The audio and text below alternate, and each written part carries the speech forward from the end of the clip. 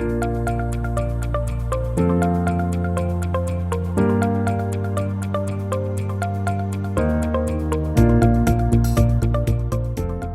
everyone, and welcome to this very special webinar in celebration of the 30th anniversary of the International Environmental Technology Center based in Osaka, Japan, a very important member of the UNEP family.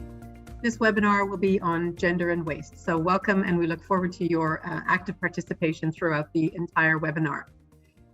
Just to give you a few introductory remarks and a little bit of background on the UNEP-IETC Center, it was established 30 years ago in 1992 in Osaka, as I said, and it was based on the decision of a UNEP Governing Council decision to facilitate the transfer of environmentally sound technologies focusing on urban, environmental, and freshwater issues. In recent years, UNEP-IETC focused its activities on environmentally sound management of solid waste to implement UNEP's medium-term strategies and programs of work. To commemorate the 30th anniversary, UNEP-IETC will organize a series of events, including a virtual meeting on the 3rd of October towards a zero-waste society with the attendance of the Executive Director of UNEP, and participants are welcome to join other events as well. This information on all of the events will be posted on UNEP-IETC's website, and you can find that in the information boxes on the side panels of this Zoom. In today's webinar, however, one of these events will be to commemorate UNEP-IETC's 30th anniversary, as I said. We've been actively engaged in raising awareness of gender issues in waste management for a long time and have done various activities, especially in recent years, including the publication of various materials, as will be briefly introduced by our gender focal point during this webinar. This webinar aims to draw attention to the nexus between waste management and gender. Panelists with diverse backgrounds from different regions will share perspectives and lessons learned and discuss what it would take to create an enabling environment for gender mainstreaming to be successful. And I can tell you we've got a truly outstanding panel for today, and I'll introduce them just in a few minutes. But first, as usual on our Zoom meetings, as I think we've all learned over the years, we have a few little housekeeping rules that we would like to actually remind you of. Can you please make sure that you mute your microphones and keep your cameras off? We'd like you to focus on the panelists and their presentations. The webinar will be conducted in English only. We will have no facility to have simultaneous interpretation. We have already received some questions through the online registration forms, and thank you very much for that. But if you have additional questions, please type your questions in the question and answer box, and we'll try to address them during the question and answer time after the panel discussion. You can also raise your hand during the question and answer opportunity, and then the administrator for the webinar will unmute your microphone. And just also to be fully transparent, this webinar is being recorded and it will be available on UNEP-IETC's website. So without further ado, let's get started. So what I'm going to do first is introduce our panelists. And as I said, we've got an outstanding panel for you to listen to today. And so as I mentioned our panelist's name, I would like them to turn their cameras on so you get to see who they are. And so at first, I'm going to introduce to you Dr. Anne Scheinberg. There's Anne. Anne, have we got you on here? Okay, Dr. Scheinberg is here and she's going to talk to us. Sorry, the host has stopped the videos for us. Okay, there we go. Thank you. Yeah, there we go. Sorry about that technical glitch. There's Anne. Okay, so Dr. Scheinberg is here to talk to you about the circular and low carbon cities project that she's working on. And Dr. Scheinberg has been working in waste-related issues since about the 1980s, when she was a young professional working on municipal recycling in North America. Since 1997, she has focused a lot of her time and energy on sustainable waste management and recycling in low and middle income countries. And she's currently devoting her time between process facilitation, supporting informal recyclers in Southeastern Europe, and working on metrics for waste prevention, which will be the subject of her presentation today. And I'm sure she'll be able to tell us a little bit more about herself in her time slot. Secondly, we have Carlos Silva Filo. Carlos, do you want to turn your camera on? There he is. Carlos is the president of the International Solid Waste Association, ISWA, and you'll hear me use that acronym later on. So it's the International Solid Waste Association. He's based in Brazil, and he's a lawyer specializing in administrative and economic law who started working in the waste industry in 1999. He's dedicated to several international projects to promote better waste management, dealing with the closure of dump sites, mitigation of greenhouse gas emissions, marine litter, planning and regulation, among other topics. So you can see he has a wide interest and wide expertise. He's a member of the steering committee of the ongoing UNEP Global Waste Management Outlook, second edition, as well as the Latin America and Caribbean Waste Management Outlook developed by UNEP. Welcome, Carlos.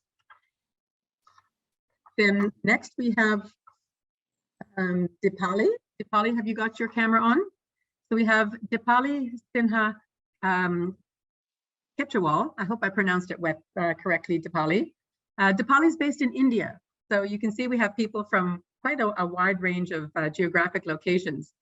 Dipali is an e-waste specialist and works on plastic management with over 13 years of experience in these sectors across the world. She has worked with diverse groups of stakeholders on e-waste and plastic waste management, supported the development of key sectoral policies in many countries, and has worked on the formalization of informal sector workers. UNEP-IETC has collaborated with her on many of its reports in the recent years, including on gender awareness raising materials for e-waste, plastic waste, and COVID-19 healthcare waste. And we're hoping to finalize and publish some of this work later this year. So welcome to Dipali. Next, we have Linda Godfrey. Linda, have you got your camera on? Linda is based in South Africa.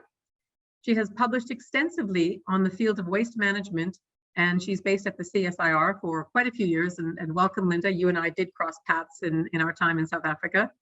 Her research interests include the role of the waste sector in transitioning South Africa to a green economy, waste innovation, waste economics, the governance, social, and behavioral aspects of integrated waste management, and the role of waste information as policy and behavior change instruments.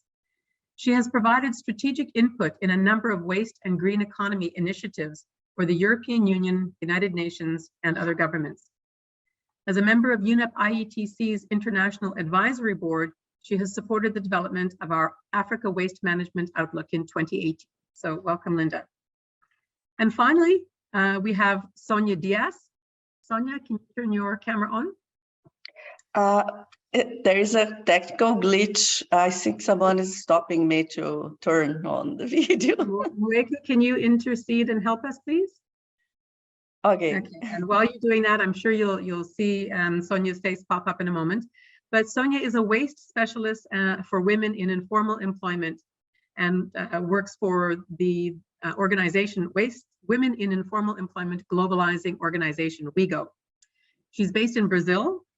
She's been active in this field since 1985 and has focused her work on integrating social aspects into the technical planning of waste collection and recycling, and has promoted social inclusion, gender equity, and occupational health in waste forums worldwide.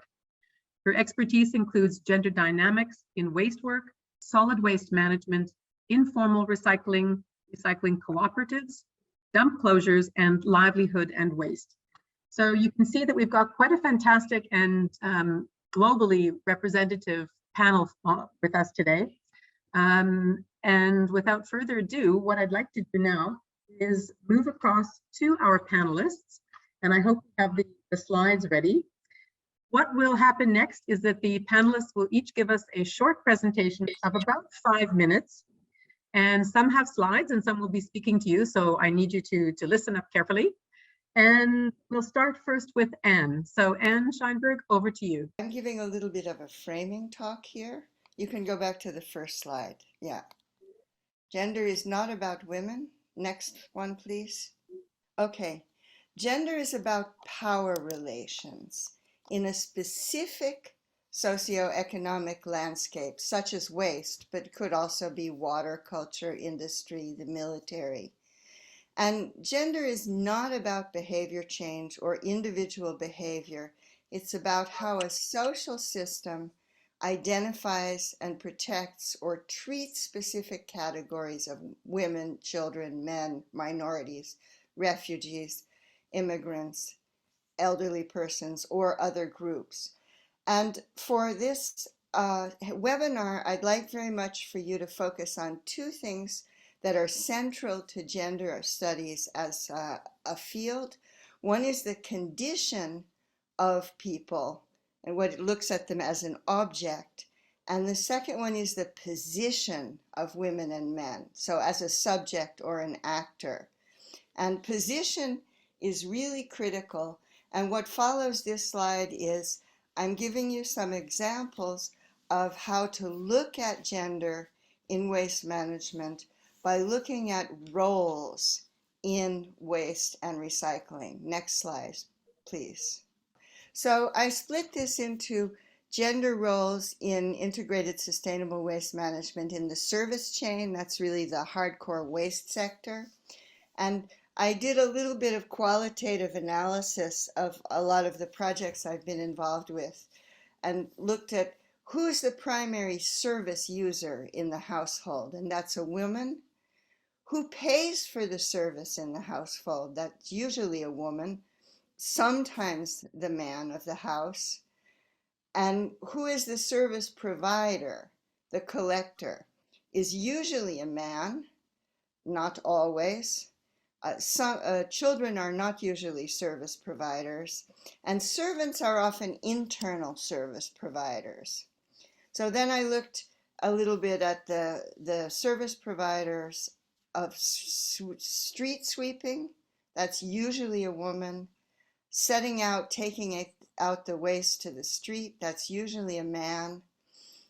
And who manages inside the house? That's usually the woman of the house.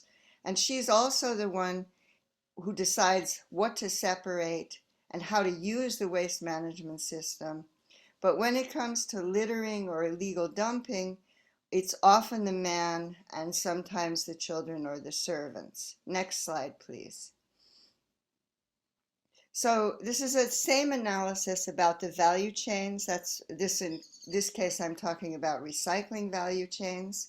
So who are in different gender roles, who are, in this case, a street and container picker is usually a man in most of the countries I've worked with, and a woman sometimes accompanies the man, and children also sometimes accompany.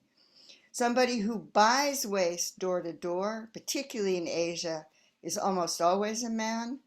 And the person who sorts recyclables at home and gets them ready to, or at the center and gets them ready to sell is usually a woman. And then you have some other parts of the value chain. A first buyer or kabadi can be a man or a woman depending on countries. But when you get a little bit higher up the value chain, it's usually a man. And food waste collectors can be both. On the other hand, when you get to the tech sector and talking about e-waste dismantler or repairing and retailing IT equipment, it's almost always a man.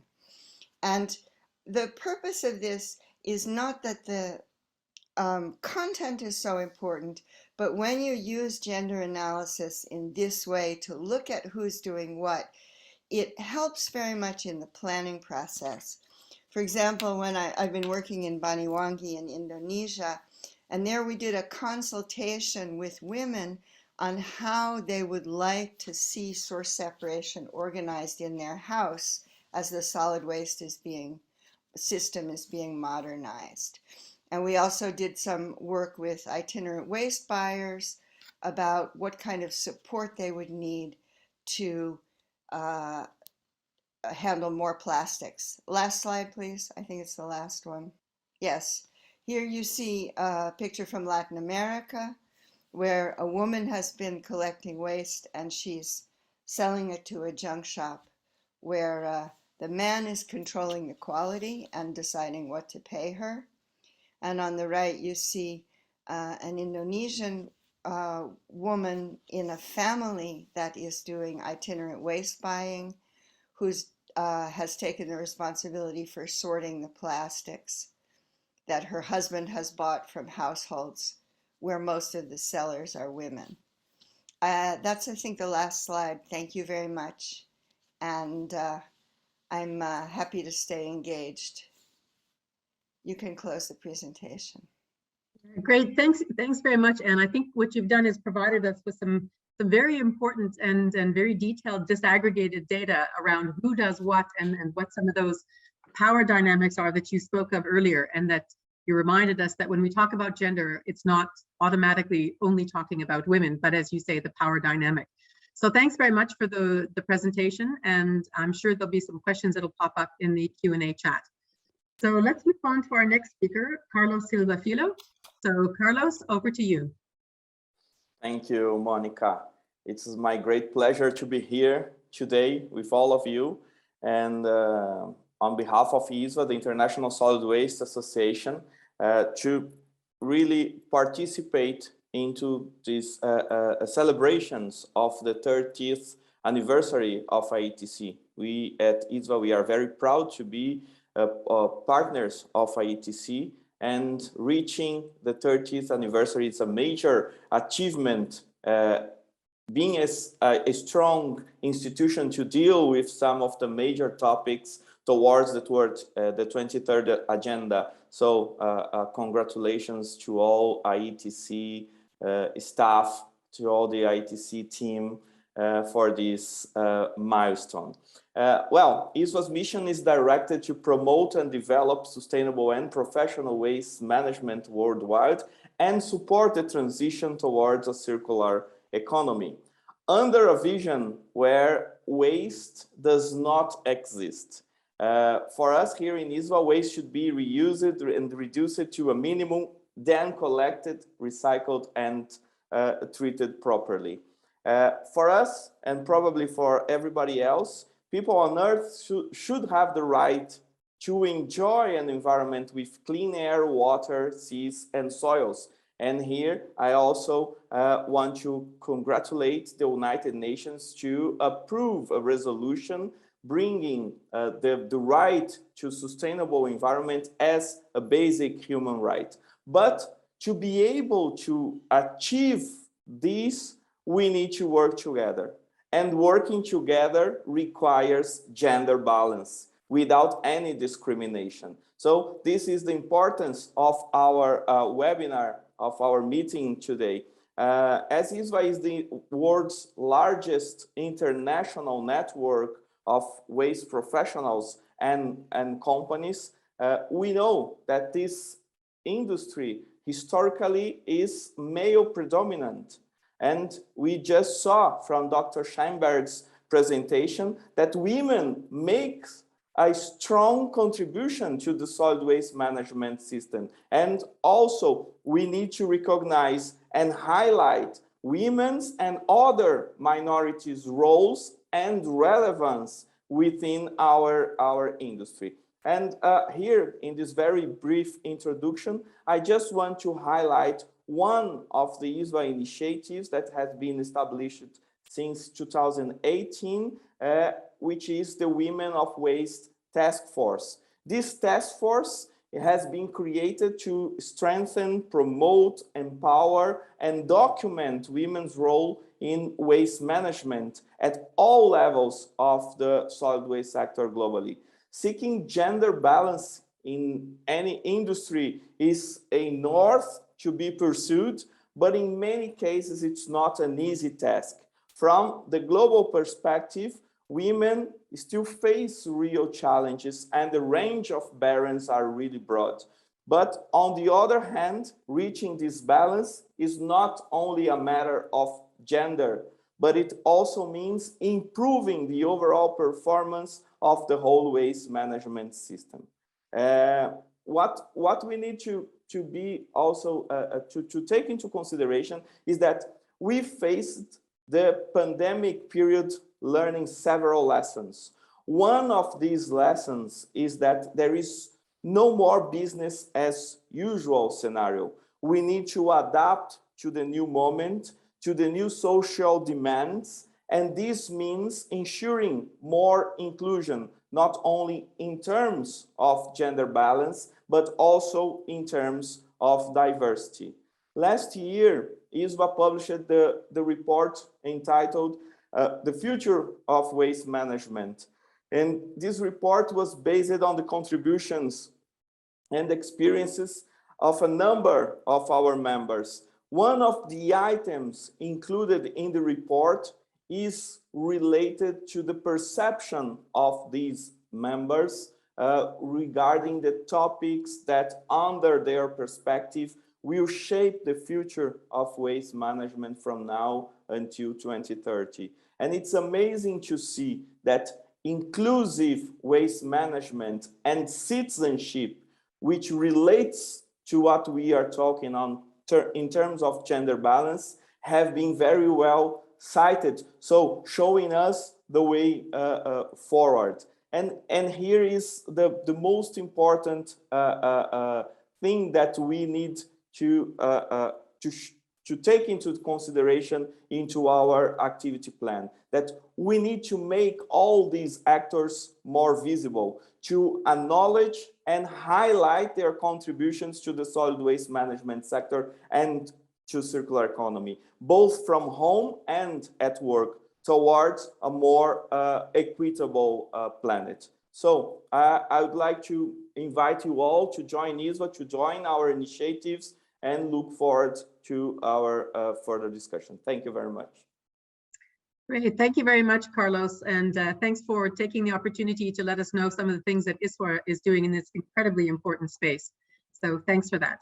I'm going to turn now to our next panelist, who is Dipali Ketrawal. And to remind you, she's the Director of Sustainability Services in India. So Dipali, over to you. Monica, thanks for that. And, thank you to IETC for inviting me to this very, very interesting webinar. It's great to celebrate this 30th anniversary. I think it shows a little bit the vision of UNEP and IETC when it was found 30 years ago, when the waste, generally environmental topics were not so much in the news as it is right now. The awareness was much, much lesser. And I think a lot of the work that IETC has been doing over these 30 years has brought us to where we are today in the conversations that we're having, and which are much more refined and much more mature, I'm sure, from when it started 30 years ago. So thanks again for inviting me to this very interesting webinar on gender and waste management. And I'd like to take this opportunity to just, talk a little bit from my own experience, which is really very unconventional. For most people in the waste sector, it is unconventional. Not many people start their career saying, hey, I want to go into waste management. But a lot of people are coming into it. And I think, we need more bright people saying, hey, waste management is important. It is great, just as it is, whether it's investment banking or, being a doctor or a lawyer, the typical careers that are seen and lauded as such. So just trying to go to the next slide. Yeah. So I started actually studying economics. And since then, over the past 18-20 years, I've kind of come into e-waste by chance, kind of stumbled into it, which was starting with my master thesis way back when in 2004, which was very, very early in the entire discussion on e-waste. And since then, I've been working as a consultant, as a researcher with various UN organizations working on development cooperation projects around the world. And this has made me realize really that there is a huge gap in the kind of work that we do on the research side and in the consulting side, and then what actually happens on the ground. So I've actually gone from being just a researcher to a consultant working much more on the ground to actually starting something on my own, which is really to create that space, to really create infrastructure for improving the whole recycling landscape. And of course, making it much better for women, because they do face much more of the brunt. And I've been to many, many recycling facilities, and often, in these conditions, women don't really necessarily have the best environment. They do suffer much more than men for on basic hygiene aspects, health implications, etc. And that's why we want to create that space, which is really, making it inclusive, not just for the informal sector, but right across all the people who work in it. And when it comes to really women in the waste sector, I think a lot of them are very, very inspiring. And these are just some pictures of people, of women who I know of or have read about or met, who work in the waste sector. And each of them has an inspirational story. Whether it's someone who works on dismantling computers, whether it's someone who's really sorting the material from, huge piles of metal, sorting copper from brass, and other alloys, they do have a very, very high degree of expertise. They have broken a lot of social barriers.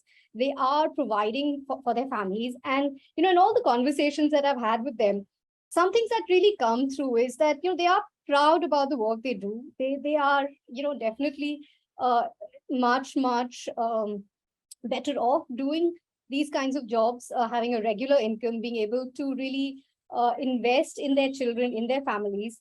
And each of them has overcome barriers. In many cases, this is their first job.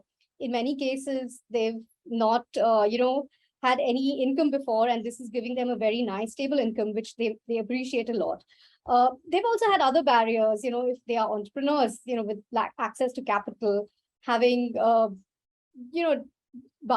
gender biased kind of clients and vendors who do not think you have the technical capability, not having the networks that make it easy to set up and establish and grow businesses.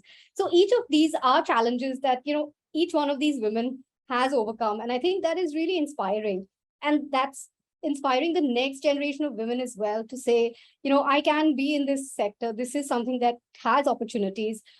This is something that I'd like to really make my mark on. And that's really something that is exciting. And I think I'd love to know more about it from all the other speakers. So over back to you, Monica, on that. Thank you. Great, thanks very much for that, Dipali. And I think there's a lot of inspiration in there. And one of the takeaway messages that I got from your short speaker was that there is a lot of value in what waste pickers do and how we look at waste sort of conceptually. And that, quite frankly, as you said, and you used the word, being proud, that it's an honorable source of employment, and that we need to look at waste as a different source of how we look at wealth.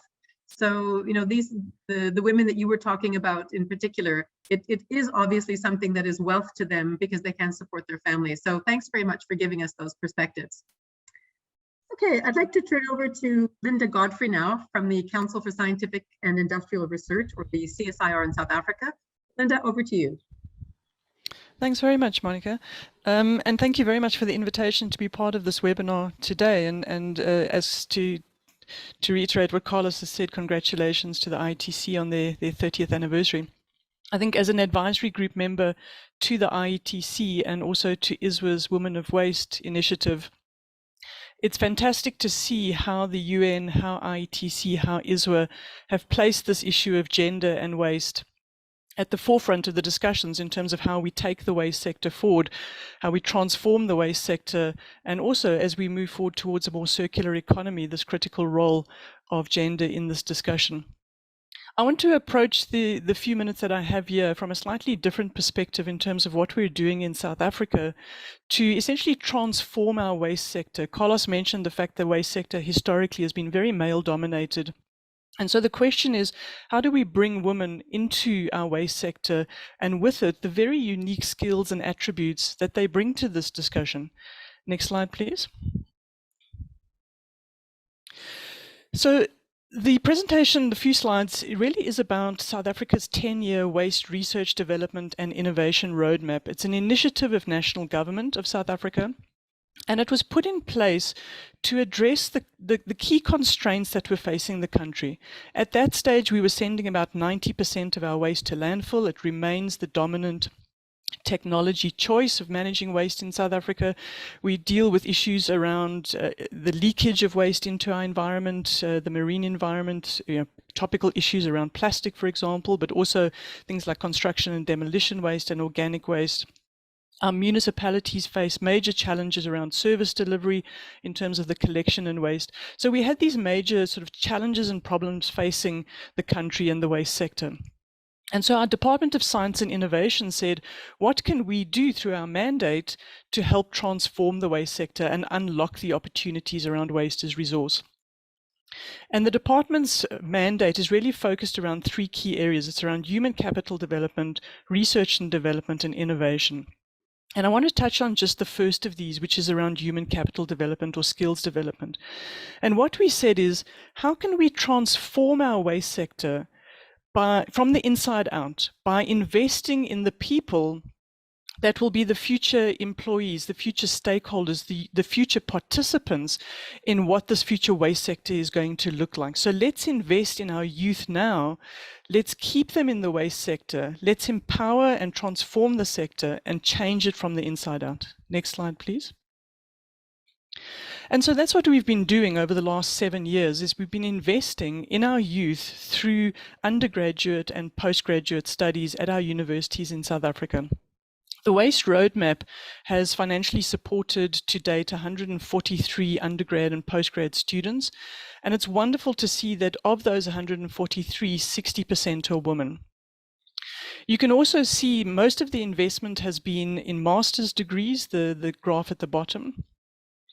It's also encouraging to see that we have diversity across all of the priority waste streams that we're investing in terms of research.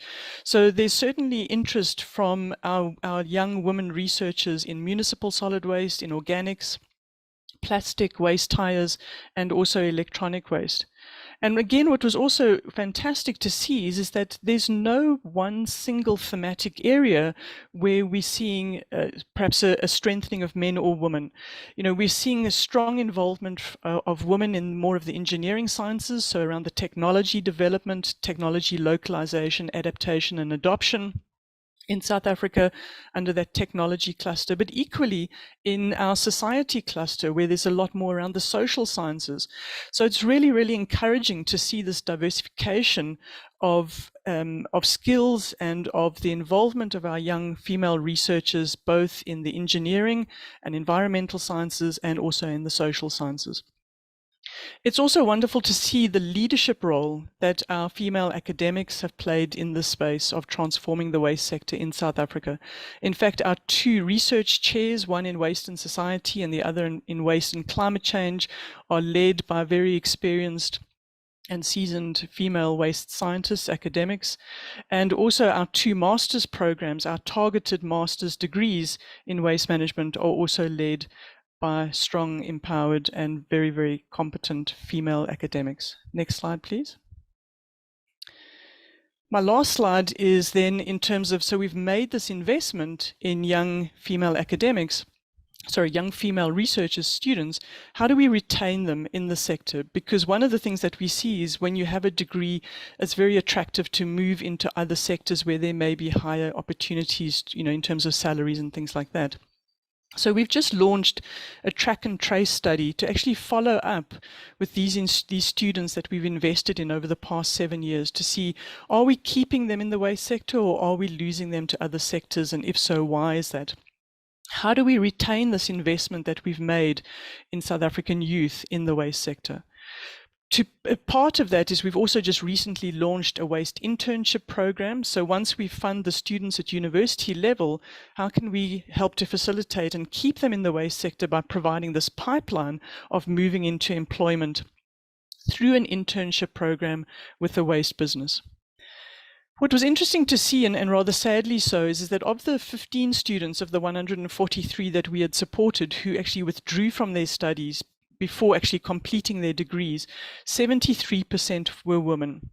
And I think this highlights the fact that female students face a unique set of challenges which directly impacts on their studies and their ability to complete their studies, things like family responsibilities. And this is often compounded in South Africa, where I think our youth face a broader set of challenges, you know, not only just in terms of their studies, but also in terms of their roles and responsibilities within families and extended families. So this is what we're trying to do in South Africa to really transform from a gender perspective of introducing more young female professionals into the waste sector. And as I said, to help change it from the inside out. Thank you very much.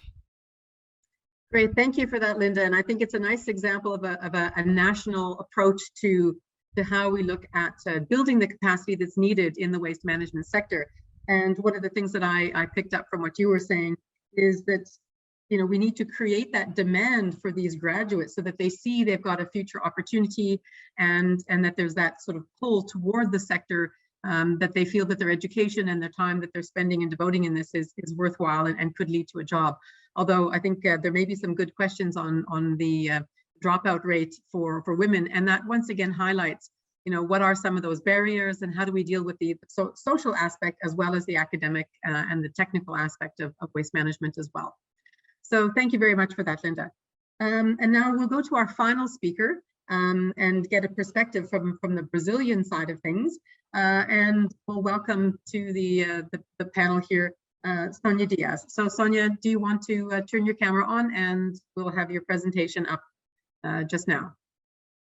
Well, I'll begin. It's such a pleasure to be here in this panel, particularly because of the theme. It's so dear to me, and also because I have the pleasure of attending it with so many colleagues. And I wanted to briefly give you an introduction about WIGO. The next slide, please. WIGO is a global action research, policy, and advocacy network started in 1997, and we work with 4 groups of the informal economy: waste pickers, street vendors, home-based workers, and domestic workers. And our main goal and objectives is to improve the status of the working poor, especially women, in the informal economy through systemic changes by increasing their voice and bringing visibility and validity.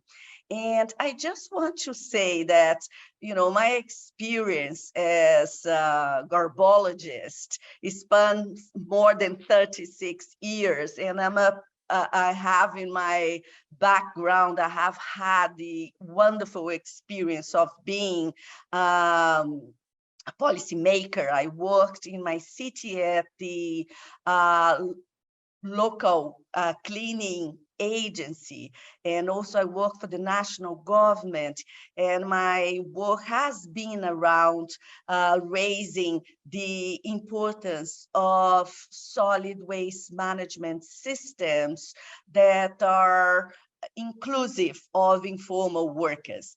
And in addition to being WIGO's Global Waste Specialist, I am a proud member of WOW Women of Waste Advisory Committee. The next slide, please. So I'm very glad that Anne has raised the relevant point about gender not being about women, but also about power relations. And the other, so I can build from that. The other issue that I want to raise is how gender has been an invisible issue, and it has been an invisible issue in many areas, and particularly in solid waste. And one important thing that we need to raise is how the absence of data in the sector really harms the empowerment of women workers. And in the area that I am a specialist in, which is the struggles for inclusion of waste pickers, it's important to say that waste pickers are themselves, you know, they have been traditionally, historically invisible actors.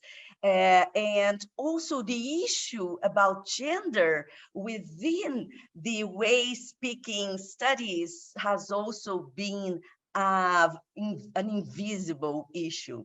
And it is also important to say that women waste speakers, they face so many constraints that are related to the gender inequalities in society and within the sector.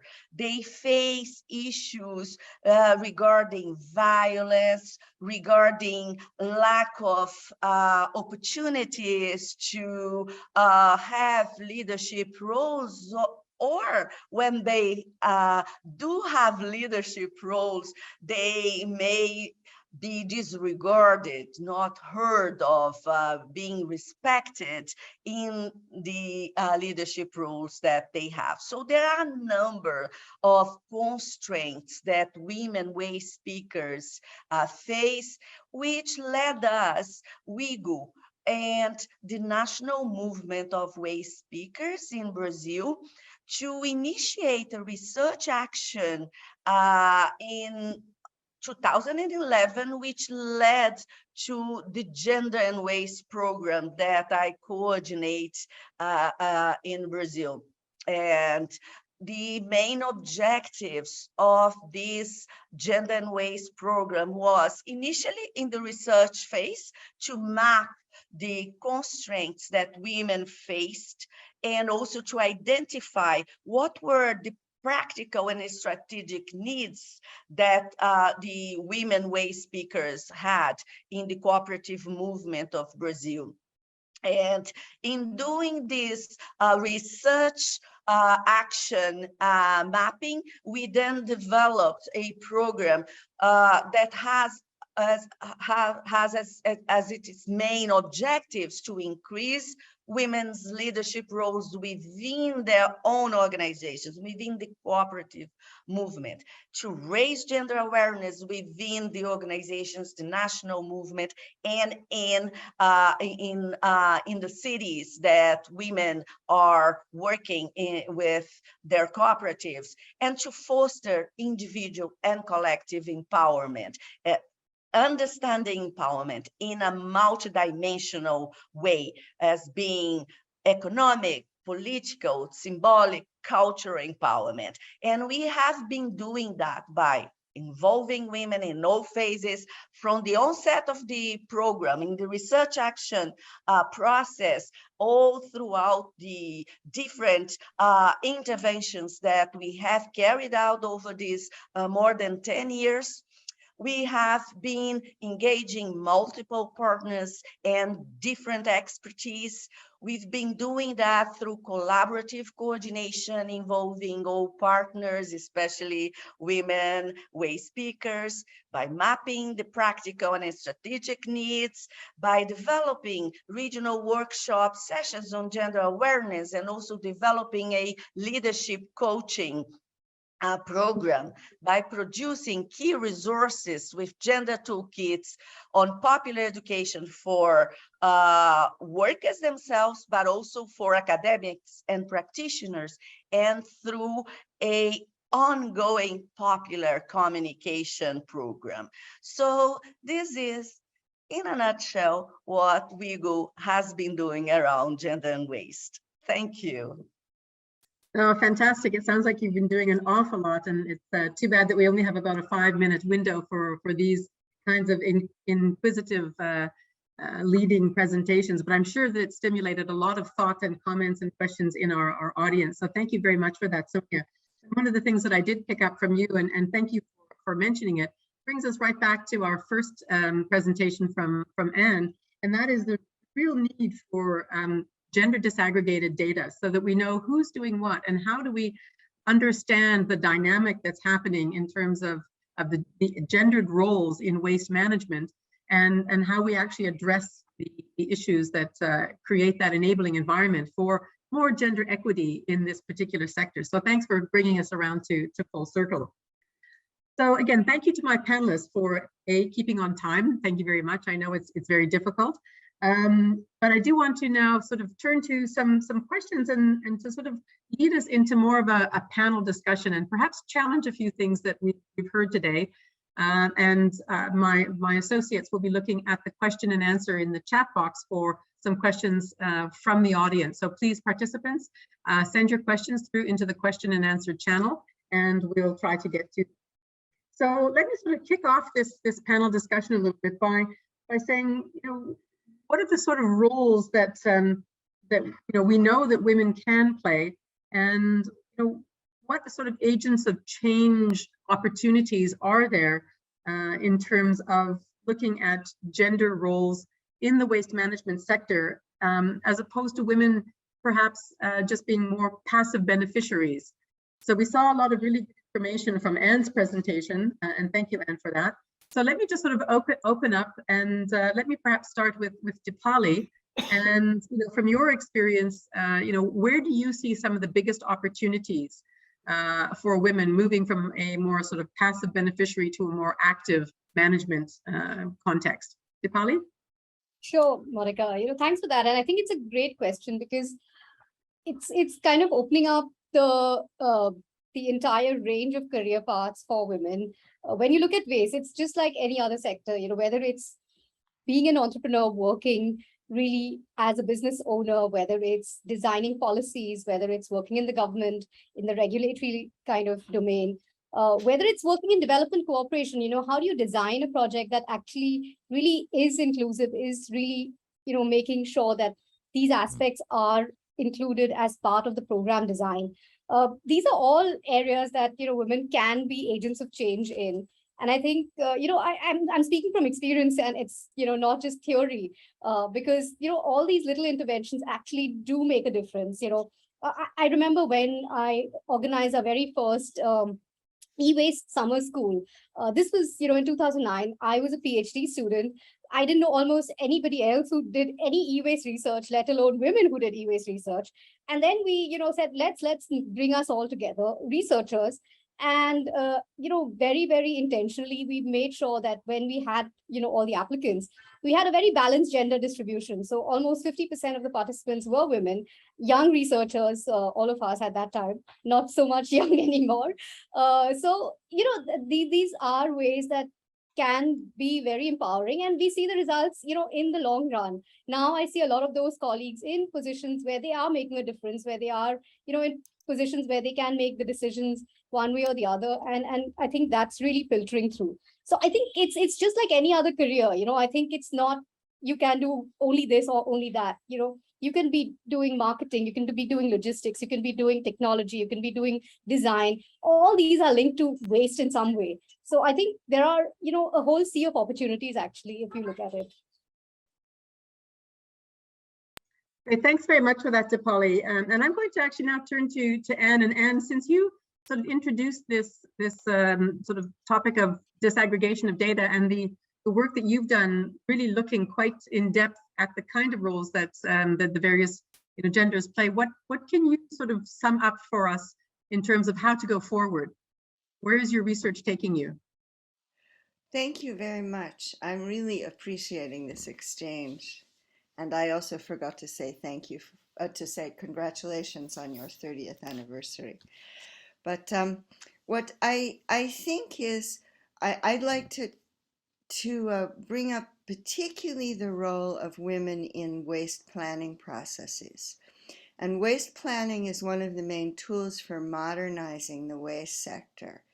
And often donors invest in strategic planning processes or master planning processes. And one of the really important things to do at that point is to take the research into the households. So that in Indonesia, for example, we did a consultation with women about their ideas about why the waste system wasn't working. And that's not exactly the same as tracking what the roles of women are, but it turned out to be really important because the women had a really different view of what wasn't working in their system. What came out of that is that the facilities weren't working very well in that particularly part of Indonesia because nobody was willing to pay for the waste, to pay the waste fee. So paying the waste fee is a really critical sort of break point in how waste systems work or don't work. And very often, not always, but quite often, men are the ones who bring the money into the household, and they give some of that to the women, and then the women have to choose in some ways whether they buy food or whether they pay for waste management. And so tracking or researching what the household dynamics are around waste preferences and waste payments is I feel it's a really productive way to sort of get gender into the planning process.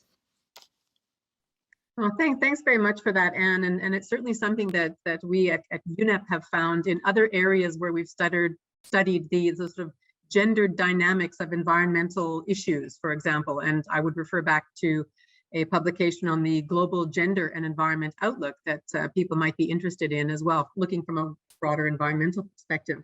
So very similar experiences as well. So let me perhaps turn to Carlos. And Carlos, let me ask you, what do you see as some of the challenges to mainstream gender in the whole waste management outlook of policy and governance? What are some of those instruments and structures that perhaps we can look at to facilitate the kind of things that we've heard about from Anne and from Dipali and from Sonia? Well, thank you, Monica, very much. And I would say that one of the first challenges we map it out is access to finance, mostly for small entrepreneurs and to these minorities that are starting to work in the waste industry, to give them the initial support they need to really develop as, let's say, an official or as a formal business, as a formal company. Also, another challenge to mainstream gender balance, I would say, is to attract girls and other minorities to research and work in the sector, mainly towards a more, let's say, the circular economy. We are now discussing how to move from the linear system, waste management system, towards a more circular system. So we need to attract them. We need to fine-tune our messages on how attractive and important the waste management sector is in terms of a more equitable future. And I would say also to provide the right structures to reach full inclusion and economic emancipation of the informal workers, such as Sonia mentioned during her presentation. So on my perspective, those would be the main challenges, and also the way forward on how to really bring a more balanced situation and solution in terms of gender and in terms of diversity inclusion. Great, thanks for that, Carlos. And I'm going to sort of follow this line a little bit and perhaps ask Linda. Linda, you gave us a national roadmap, which I think was very instructive and illustrative of how one country, South Africa, is actually approaching this. But let's sort of explore a little bit more around, what is that enabling environment to really recognize and take into consideration a gendered, and embrace a gendered aspect to waste management, so that we look at opportunities on both sides. And as Anne said at the beginning, gender is not only about women, but how do we look at a gendered approach to waste management? Say from the South African experience, the roadmap is there, but what are some of the things that really now need to be done, on the ground to get this up and running? Yeah, thanks, Monica. I think just, listening to the answers to the two previous questions, there is no limit to the role that women can play in the waste sector. Having said that, there are very real issues as to why we have this gender imbalance. And I was thinking in my own mind at the time, it's about the enabling environment. So thank you for your question. I think in response to that is that I think we've got to be so careful about making generalizations when it comes to gender and waste, because the challenges that face, let's say, for example, a female waste picker may be different to the challenges that a young female entrepreneur might face, or a waste professional might face, or someone working in government might face. So I think we need to be very sensitive to understanding the unique challenges in the various disciplines and various areas around waste management. Anne spoke about the value chains, so the different roles that one can play. And I think those challenges might be unique in different parts. And the response to that in terms of creating the enabling environment might be nuanced in each of those. So how do we create opportunities to address gender imbalances for young entrepreneurs who want to venture into the circular economy space? How do we address the gender imbalances for waste pickers who very often are highly marginalized and don't have a voice in the waste sector? So it's difficult for me to just give one answer, because I think, one really has to delve into each of those areas. But I think the enabling environment in my mind is critical to this. Thank heavens I live in a country where this issue of gender is so important. It is high up on the agenda of government. And so there are so many initiatives that have been put in place by government to create opportunities, for young women, for young professionals, and not only just women, but in terms of transformation, addressing high levels of youth unemployment. So it is high up on government's agenda. There's a strong role to play for sector associations, for industry associations, to create opportunities to address these imbalances. So I, that's why I said at the start of my presentation, it's fantastic that we have gender at the forefront of how we move the waste sector forward. And we have, just in the panel today, we have people working in so many of these different sectors, from the informal sector to, professionals, is really now to spend more time looking into each of these in more detail and just, providing that transparency and that clarity in terms of what the constraints are and how we address those moving forward. Thank you. Oh, great. No, thanks very much for that. And, I really do think that we need to look much more broadly than saying, well, government must, create the enabling environment. It's only up to government.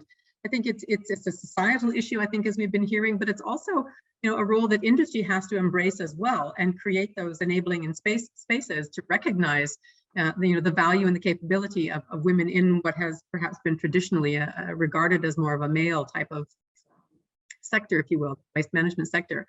I want to turn to Sonia and perhaps to Pali, and maybe Anne as well. There was a question in the chat box that I'd like to perhaps address, and that's again on enabling environments, but also on the value of work in the waste sector. And I think going back to what Dipali said, which was, that women are proud, and not just women, I think that all waste pickers are proud of the work that they're doing because it provides them with an income and a living.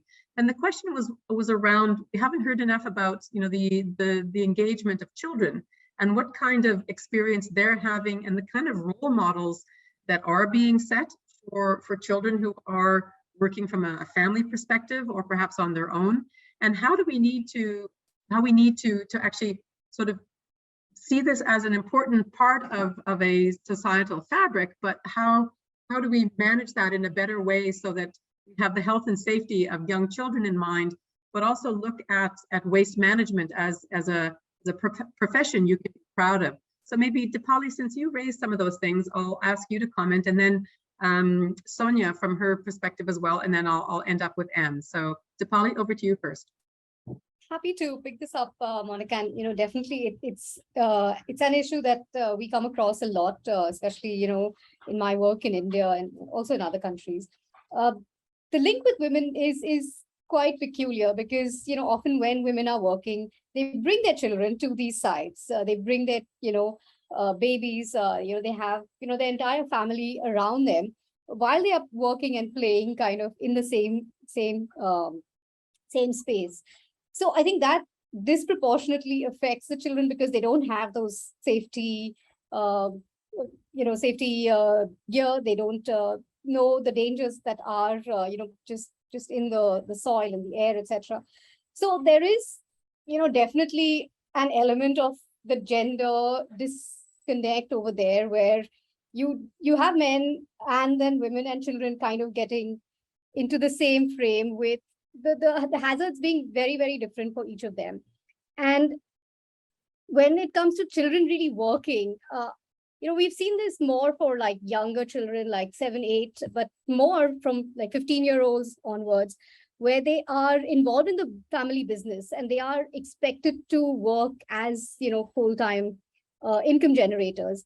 And I think there, if women have a voice and they can say, we want them to study, that would really, make the difference to move that discussion from children working in the waste sector in these hazardous circumstances, and really, get a better education, and then pick up those family businesses and move them. And we have seen these examples. There are really a couple of examples I know of where the youth have taken on their family business and then started to formalize it. They understand what are the implications, they understand what are the opportunities, and how can they go from being, very informal, very kind of small and family based, to really getting a more professional approach to it. So yeah, I think there is that evolution to be had. There are still a lot of challenges. A lot of people have already mentioned that. So, but I think Anne and Sonia would have definitely a lot more insights to share. I'm looking forward to hearing them. Thanks, Monica. Thanks, Dipali. And I'll turn to Sonia. And I think, some of the questions that are coming up in the chat box that I'm seeing, at least, is very much around the how. How do you actually achieve the kind of things that we have been talking about? We talk about them as, well, we need to do this, and we should be doing that, and we have to move in this direction. But Sonia, you gave us some examples of your work and your organization's work around the work that you're doing, and the communication and awareness raising and some sort of practical things.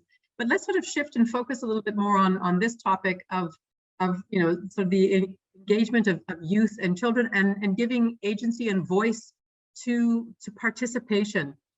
How do you actually move up that ladder, if you will, to not being just a recipient of some policy that somebody else sets, but also being engaged in that, say, policy making, or at least information sharing and whatnot. So Sonia, over to you. Thank you. Well, I think I'll resort to 2 points already made earlier. One is a point that Linda has made earlier around challenges being unique and context-based. So I think this is, for me, is one of the departure points. The other departure point is that we need to co-design policies. So the point that Anne has already made about waste planning, it's key here, because we do need to have platforms for co-design, for joint planning of interventions. And one point that it's relevant about platforms for co-production and participatory planning is that they need to be regular platforms. So we need to build participation organically and not running like one and off kind of a policy dialogue. So these for me are 2 key points. Having the understanding of that issues are context-based, that women challenges are intersectional. We have race, we have caste, we have many issues that play a role in how we address challenges. So for me, one important thing is to have gender assessment, because it helps them to localize the issues, to have the context, and to have a comprehensive understanding on how we're going to build planning of women and the youth, and build the capacity for these actors to really be participative in the planning process, because planning is not about inviting a waste speaker or a woman technician to planning session. It's about really enabling them to have the tools to fully participate. So very quickly turning into this hot topic about children's work, and one thing that has been key in the policies that we design here in my city, as I said, I worked 10 years in the cleaning agency, was to have this assessment about what were the main needs that waste speakers in general and women in particular had in the city. And we built a creche, a municipal creche, focusing on creating room for women waste speakers. In our recycling centers, co-op recycling centers, we design study rooms for women to bring their children and have assistance from people who would entertain the children, support them doing their homework. All of these policies, they help women, really enter their jobs and do their jobs with coping with the responsibilities, which we know is still falls, care responsibilities is still falls under women's responsibilities. And at the national level, at some point when we had the National Waste and Citizenship Forum, which was a 10-year initiative that we had in my country, it started back in 1998. One of the key issues was to draw in the Ministry of Education and help design what we call it the Bolsa Escola, which are kind of school grants for waste speakers to keep their children at school. This was an initiative, very complex initiative with many projects and programs that was spearheaded by UNICEF and our many organizations in the country. So in a nutshell, for me is co-design, building capacity for people's participation, because from my experience here in my 10 years leading the Gender and Waste program, I can see that women have an immense desire to learn and participate. And we need to build capacity for them with the tools that they need, which now even includes being able to participate in the digital space. So I guess I sum up. Yeah, thanks, Sonia. I think nicely summed up. And one thing that I did sort of pick out from what you said is that, it's not about sitting around and waiting for somebody to invite you to a meeting.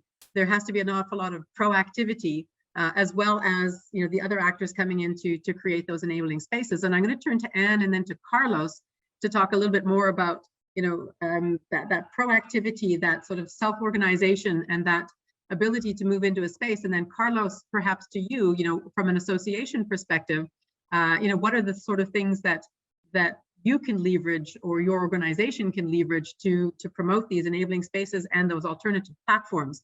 So Anne, over to you, because your data showed very clearly that children and youth do have a role to play.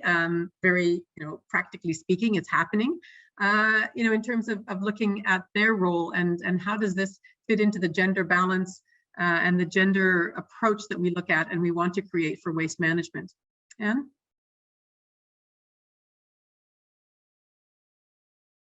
Thanks for the question. I want to start with a little bit of zooming out before I zoom in. And one of the things that I want to say is we have to be careful about what we call children. I mean, this was originally a question about children. There's the involvement of school leavers in waste management, and particularly e-waste processing, for example, in Ghana, is often given as an example of child labor. But in fact, in Ghana, the age of school leaving, like in, I think also in my country of origin, the US, the official age of allowing to work is 15. You can consider whether 15 is a child or not, but it's a different situation when a family sends their child to the city to find work and produce income, or when a family is involving the child in family labor, than when children are directly exploited. I think it's very complicated, and as a participation methodologist, I would say it's really important to have this discussion with the families and with the parents and with communities. And one of the places where there's been a really good set of developments is in the world's most famous waste picking community, which is of course the Zabaleen in Cairo, where they have a long tradition of recycling schools, where the school children are sort of supported to work in the morning on collecting materials, and in the afternoon they use that work as the basis for reading, digitalization, calculation, and other things that children learn in schools. And this is a kind of a unique global integration of family and community and work around and education. I also want to say something that I say quite frequently in presentations about exiting waste picking, about the conditions under which people want to or choose not to exit waste picking, particularly dump picking, which is the most lucrative. And that is that I often meet people on landfills who are there with 3 generations of their family. So grandparents, parents, and youth, sometimes regrettably children.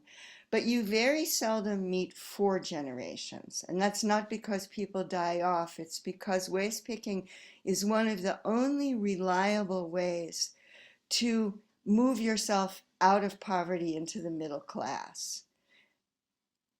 And I remember in Kolkata, I told Sonia about the story about a patient of my father's who was from a scrap family in North Carolina, and who told me a lot of secrets. But even a big scrap magnate, he was very much aware that his history was in waste picking. And so it's important to realize that waste picking is an activity that does create wealth, and not only for the society and not only for the environment, but also for the family itself. So I'm also very cautious about sort of having judgments or activities about children without involving their parents and their grandparents in the discussion. That takes me to the general participation issue, which is nothing about us without us. Paraphrase of Gandhi. Anything you do for me, without me, you are doing to me. And a third sort of soundbite in this is that it's important to say that participation can and needs to be facilitated and learned. And it's not only building the capacity of people in the informal or formal waste business or who are users of the system to participate. It's also about teaching the politicians and the administrators and the directors of the superintendencia, where Sonia worked for so many years, and people like Carlos, that participation requires effort. It requires deliberate, but it requires budgets. It requires a place in the organogram. It requires responsibilities. And like Linda has showed us, it requires also a long-term vision of where you're going. Right. Yeah. No, thanks very much for that, Anne. And I think it's also a nice wrap up, but it's also a segue into the question that I'm going to ask Carlos, which will be, I think, the last one. We have about 15 minutes left, but we do need to leave space for our colleagues at UNEP-IETC. to just share some of their work that they've been doing.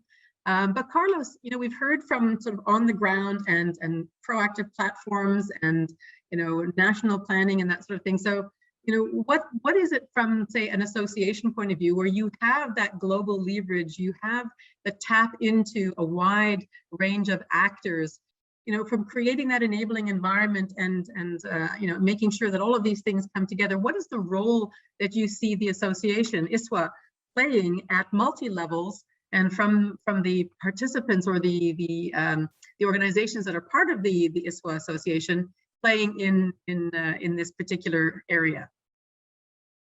Thank you very much, Monica, for this question and the opportunity to highlight some of the ISWA projects in this topic.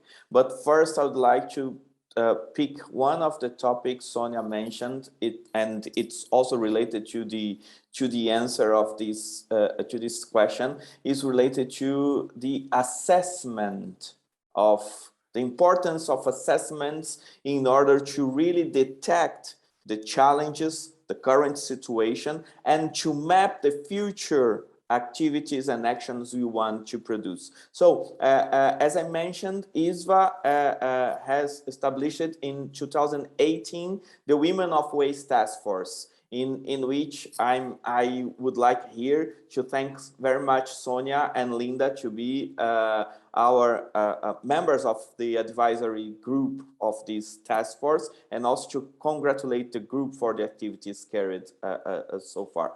And this task force in 2018 has developed a global survey of women working in the waste sector. And this is very important. At that time, more than 600 women across 73 countries responded to the survey. And I picked some of the answers we received at that time in 2018. And just to give you an understanding, 51% of the respondents of the 600 plus women told us that they work in the prevention, reuse, and recycling sector. And only 12.5% responded that they work in the landfill sector. Despite the landfill is still the major choice and for the waste disposal throughout the world, you see like only a few portion of women work in this field, but they are really developing their activities in a more, let's say, up in the value chain hierarchy. But also, we see that 30% of the respondents answered that they work in local government institutions.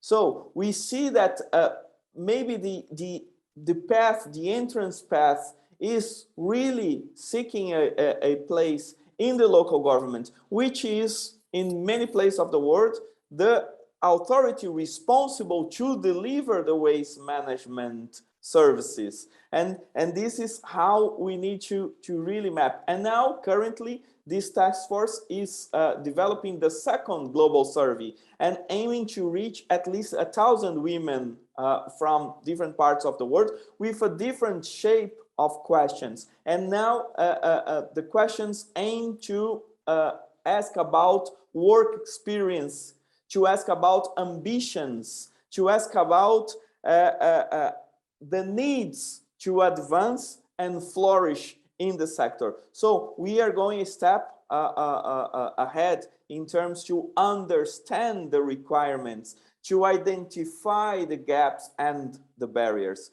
And so to conclude, Monica, not only in terms of research, but ISWA as a platform for waste professionals, we want to build a global network for women to strengthen the capacity and to provide practical tools and training, and also to advocate for safer workplaces and equal advancement opportunities. So as a platform, we are really providing or trying to provide these instrumental structures in order to achieve a more balanced sector in terms of gender and inclusion.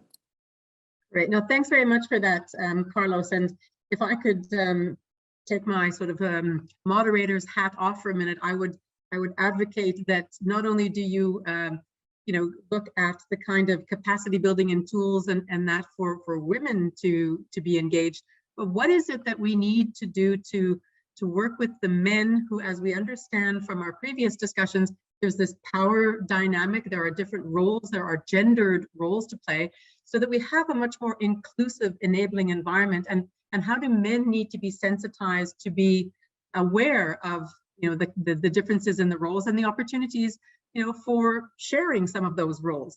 So not only about women, as we said earlier, but what is that enabling environment that everybody needs to play, and what capacity needs to be built and understanding needs to be brought into that side of the equation as well. So we have much more equity and equality. So Carlos, thanks for that, and I look forward to the work of ISWA.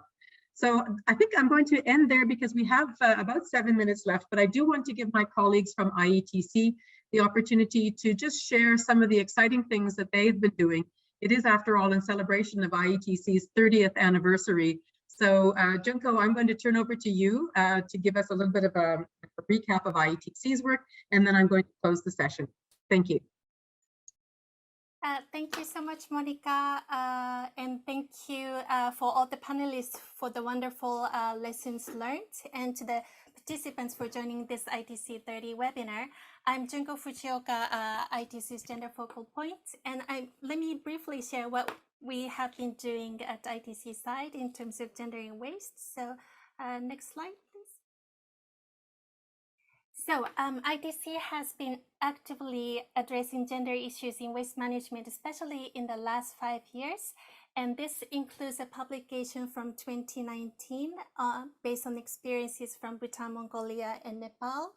And we also developed a video series, Gender and Waste Nexus. And this consists of 5 videos, each focusing on a different topic, such as women's empowerment in the waste sector, and they're available on our website, so please check.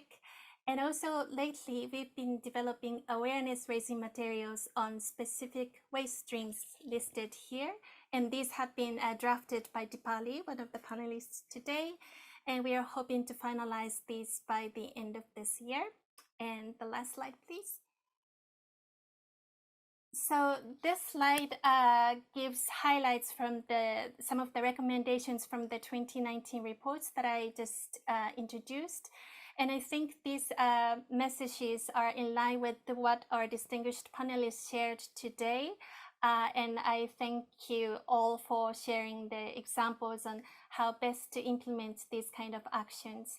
And I'd like to say that IETC, we will continue to be active on raising awareness of gender issues in waste management through offering various tools and materials, and also hosting a webinar like this to facilitate a discussion among different stakeholders like today. So thank you very much.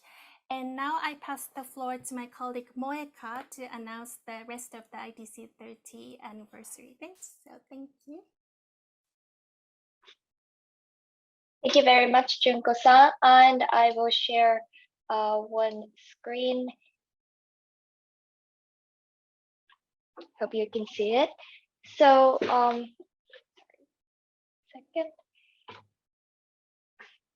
Yep. So, yeah, thank you very much for joining today's webinar.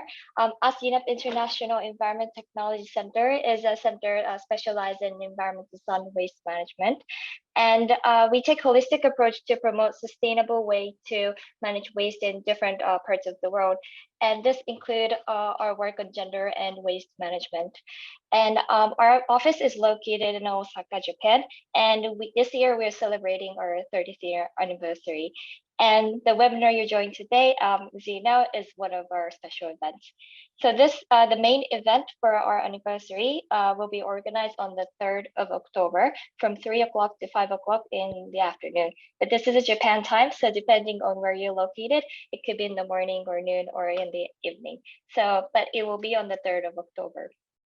And UNEP's Executive Director, Inger Anderson, will be visiting Japan, and she will be attending this main event. So, and also Japanese government and Osaka City Mayor will be attending the event as well.